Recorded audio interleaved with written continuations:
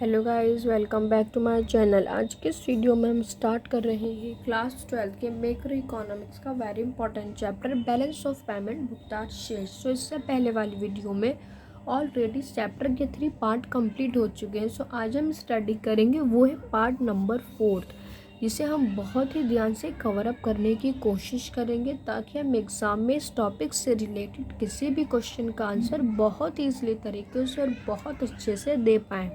जो आज का हमारा टॉपिक है वो है भुगतान शेष के स्वायत्त तथा समायोजक मदे। तो हम इसे बहुत अच्छे से समझेंगे कि ऑटोनोमस और अकोमोडेटिंग आइटम्स होती क्या हैं, बेसिकली स्वायत्त और समायोजक मदे है क्या।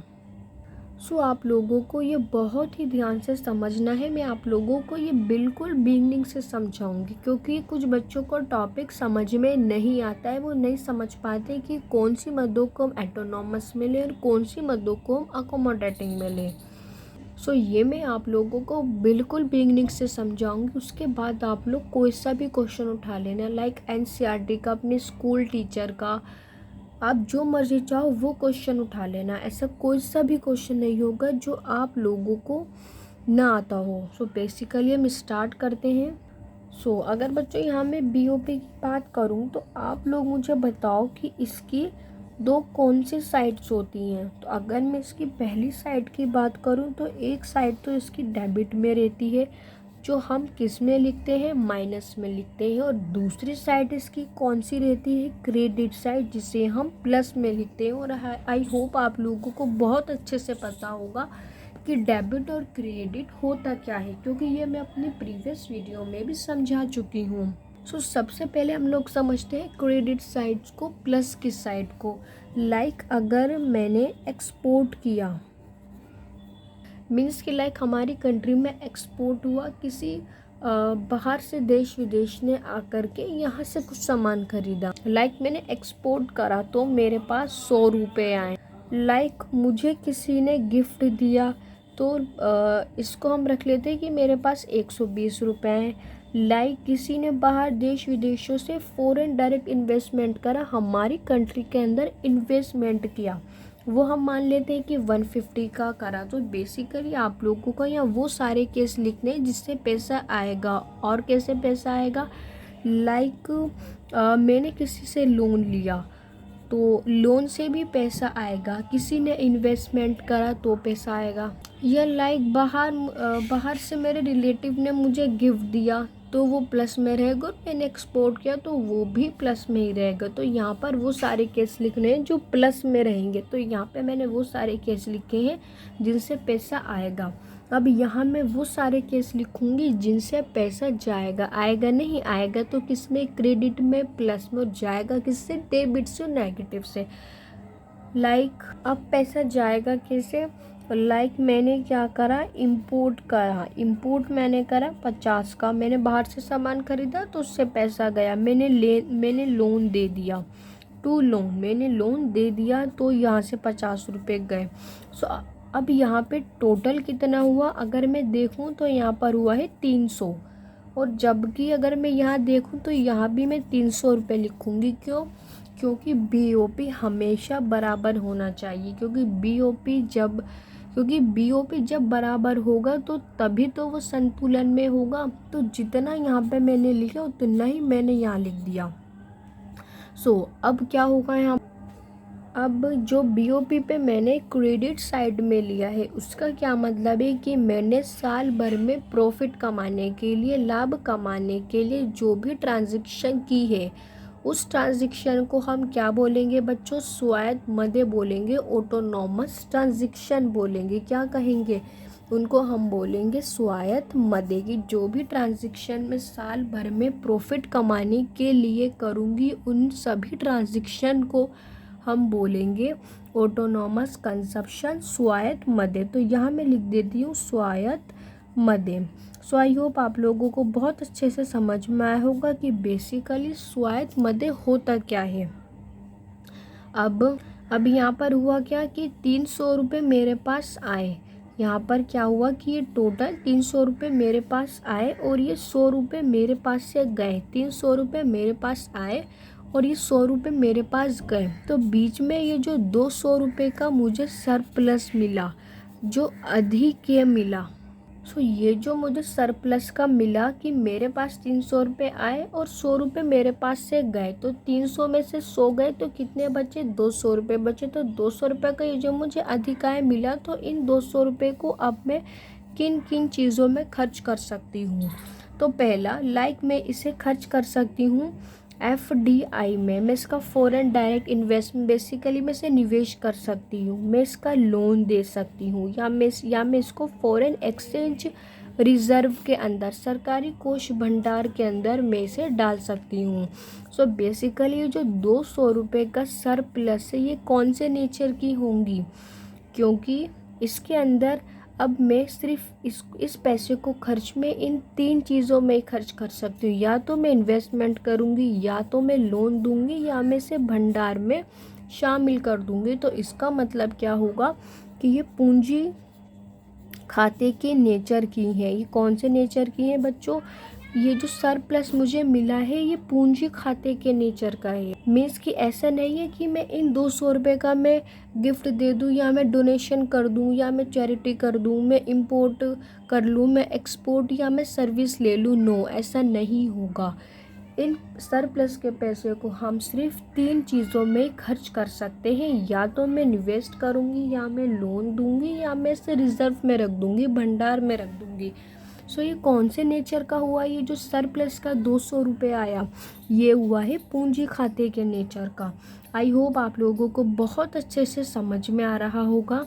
सो अब हम दूसरा कंसेप्ट शुरू करते हैं। बच्चों ध्यान से सुनना है आप लोगों को कि जो बैलेंस ऑफ पेमेंट को इक्वल करने के लिए, बराबर करने के लिए जो भी ट्रांजैक्शन की जाती है बच्चों, उन ट्रांजैक्शन को हम क्या कहते हैं, अकोमोडेटिंग ट्रांजैक्शन कहते हैं। मीन्स कि समायोजक मद कहेंगे। ऐसी जो भी ट्रांजैक्शन होंगी जो बैलेंस ऑफ पेमेंट को इक्वल बनाएंगी, यहाँ 300 है तो मुझे यहाँ भी 300 दिखाना है, तो ऐसी जो भी ट्रांजैक्शन जो बैलेंस ऑफ पेमेंट को, भुगतान शेष को संतुलन बैलेंस करने के लिए की जाएंगी, उन सभी ट्रांजैक्शन को हम लोग क्या बोलेंगे, समायोजक मद।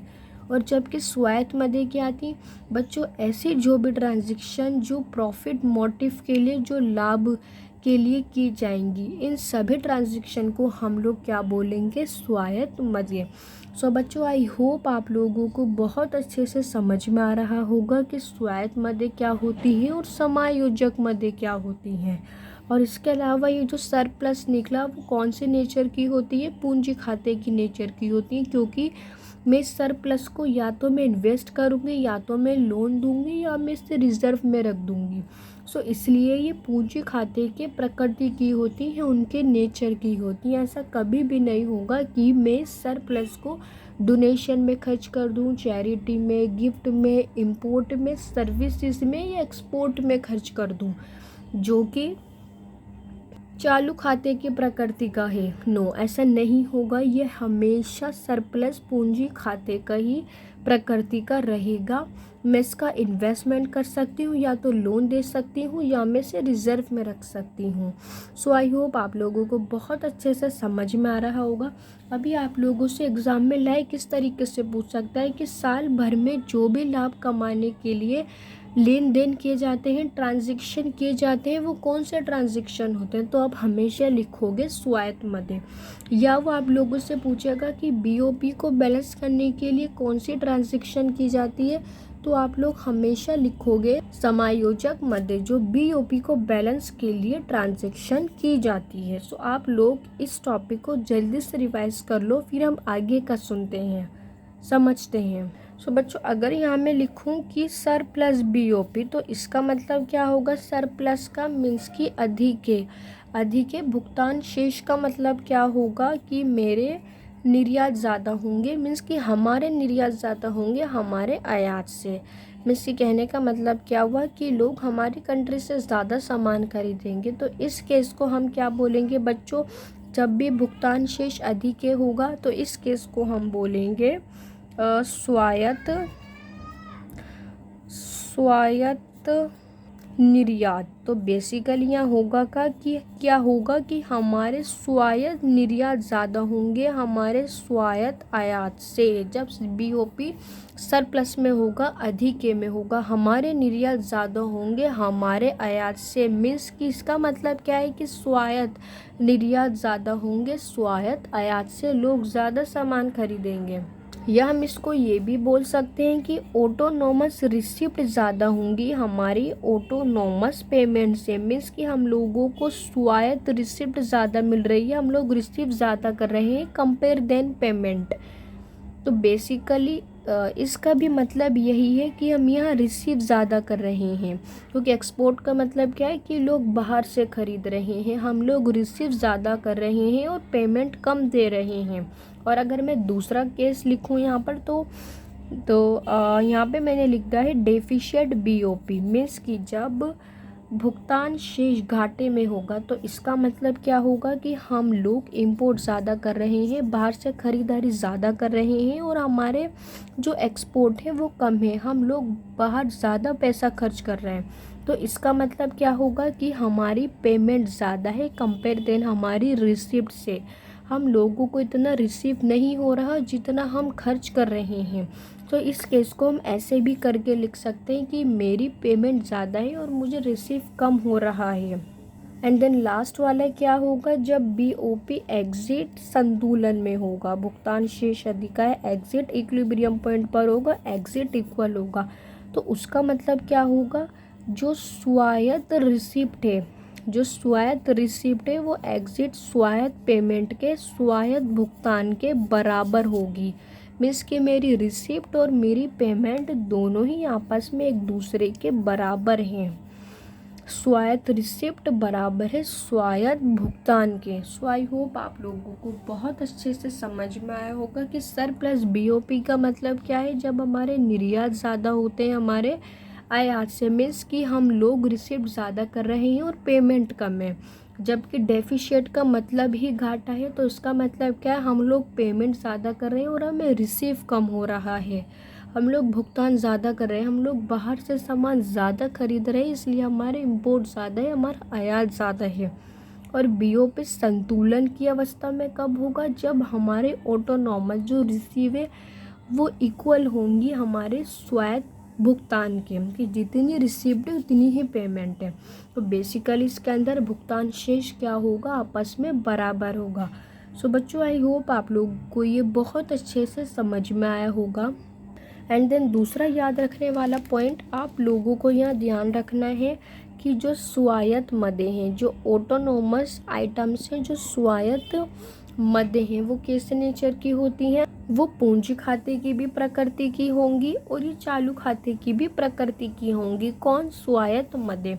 लाइक यहाँ पर आयात दे रखा है, आयात को हम किस में इंक्लूड करते हैं, चालू खाते में इंक्लूड करते हैं। एक्सपोर्ट चालू खाते का है, गिफ्ट डोनेशन चैरिटी चालू खाते का, लेकिन इन्वेस्टमेंट हो गया, निवेश हो गया, लोन हो गया, तो ये कौन से नेचर के हैं, ये हैं पूंजी खाते के प्रकृति के। तो जो स्वायत्त मदें होती हैं ये दोनों ही प्रकृति की होती हैं, चालू खाते की भी होती हैं और पूंजी खाते की भी होती हैं। लेकिन जो अकोमोडेटिंग आइटम है, मीन्स के जो समायोजक मदें हैं, वो हमेशा पूंजी खाते की प्रकृति की ही रहती हैं, कैपिटल नेचर की रहती हैं। लाइक अभी जो 200 रुपये थे, अब ऐसे नहीं है मैं इसका gift donation charity service goods खरीद लूँ, नो ऐसा नहीं होगा। मैं इसे हमेशा खर्च कर सकती हूँ इन्वेस्टमेंट पे, लोन पे या रिज़र्व में। और ये कौन से खाते के पार्ट है या ये कौन सी प्रकृति के हैं, जो बेसिकली पूंजी खाते की प्रकृति के हैं। तो हमेशा याद रखना है, आप लोग इसे नोट डाउन कर लो कि जो स्वायत्त मदें होती हैं वो पूंजी खाते की प्रकृति की भी होती हैं और चालू खाते की भी प्रकृति की होती है। जो समायोजक मदें हैं वो सिर्फ पूंजी खाते की प्रकृति की होती है। लाइक ये 200 रुपये हो गए, मैं इसे खर्च करूँगी इन्वेस्टमेंट, लोन में और रिजर्व में, जो कि हमेशा पूंजी खाते की प्रकृति का ही रहता है। सो बच्चों आई होप आप लोगों को ये पूरा कंसेप्ट बहुत अच्छे से समझ में आया होगा कि स्वायत्त मदें क्या होती हैं, समायोजक मदें क्या होती हैं, या इनमें हम कौन कौन सी मदों को इंक्लूड करते हैं, या कौन कौन से नेचर की होती हैं।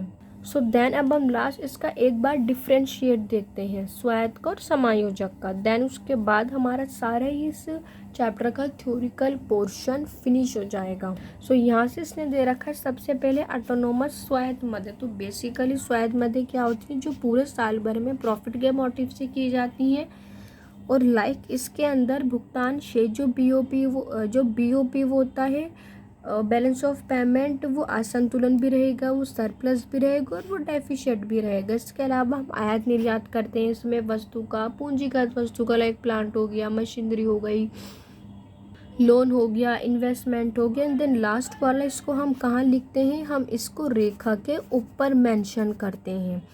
सो अगर मैं सेकंड वाला रीड करूँ तो समायोजक मदें बेसिकली ये लाभ के विचार से स्वतंत्र होती हैं, मीन्स कि जो इनका उद्देश्य होता है वो प्रॉफिट अर्न करना ही नहीं होता। और दूसरा वाला देखें तो उसने बोला है ये बैलेंस प्राप्त करने के लिए ऐसी जो भी ट्रांजैक्शन जो बैलेंस ऑफ पेमेंट को इक्वल करने के लिए की जाती हैं, मीन्स की जो बीओपी है वो बैलेंस प्राप्त कर ले, तो उन ट्रांजैक्शन को हम क्या कहते हैं, समायोजक मदें।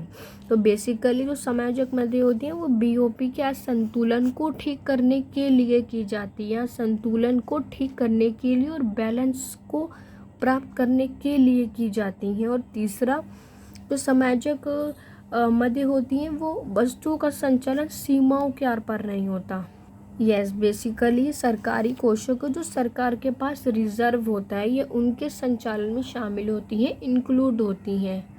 अगर मैं लास्ट वाला पॉइंट देखूं तो उसने बोला ये रेखा के नीचे की मदों के रूप में होती है। यस, जब ऊपर वाली स्वायत्त मद है तो नीचे वाली कौन सी मद होगी, समायोजक मद, अकोमोडेटिंग आइटम। जो अभी हम लोगों ने सब कुछ समझा बेसिकली ये उसी के ऊर बेस्ड था। अभी जो स्वायत्त मदें होती हैं इनका नेचर क्या होता है, इनका नेचर होता है पूंजी खाते का।